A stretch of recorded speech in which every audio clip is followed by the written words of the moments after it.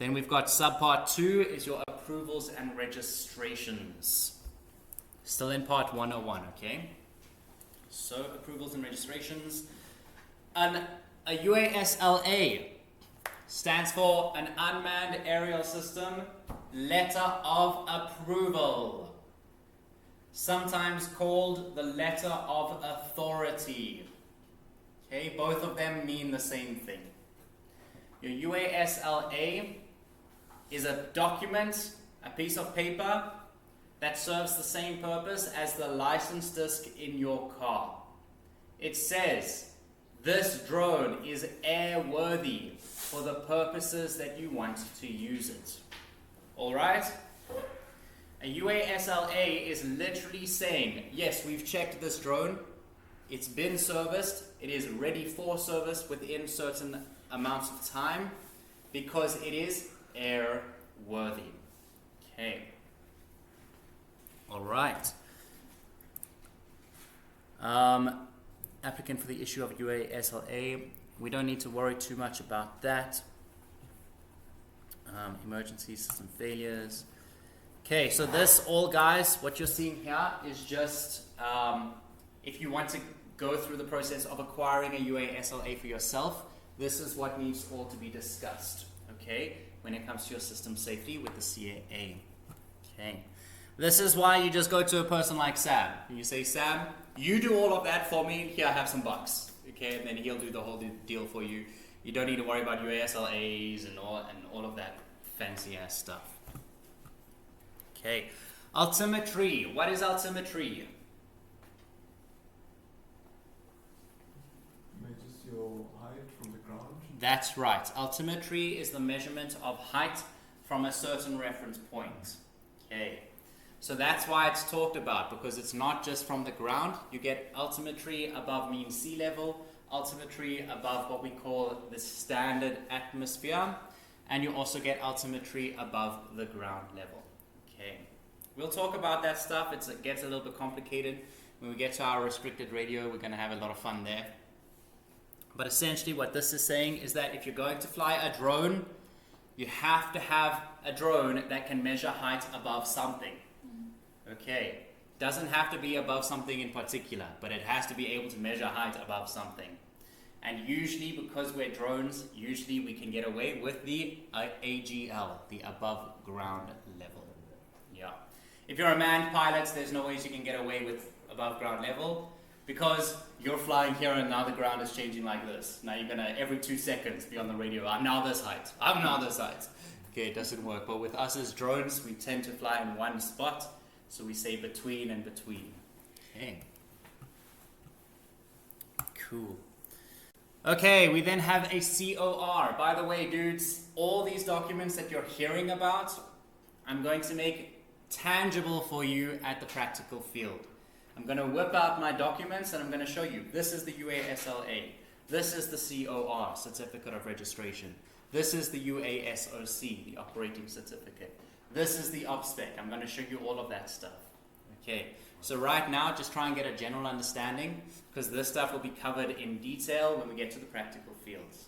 Okay, but yeah, so your COR is a Certificate of Registration. Again, just a piece of paper that you buy a drone, you send it to the CAA.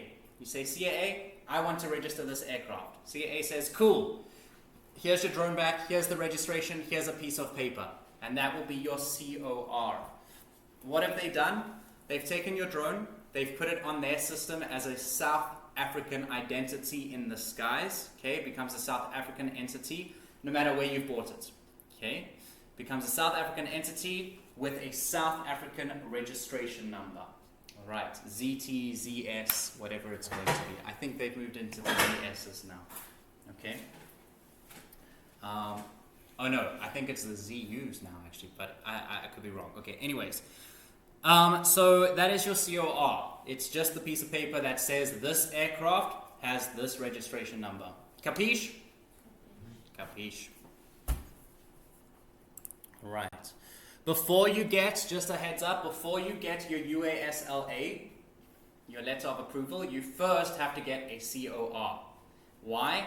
Because a drone doesn't exist in the eyes of the CAA until it actually has an entity behind it. In other words, identification.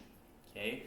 A drone is just another drone until it's been identified to have a name, and that is the registration number. It becomes a name, which means it now has an identity, which means the CAA can now watch what happens to that drone in their system. Okay, so you first have to get your COR, the registration, before you can apply for an LA, letter of approval. Yeah? Can you personalize the registration? Can you personalize it? I really don't know. What would yours be? Firewoman. It'd be what? Clambot. Clambot. Yeah.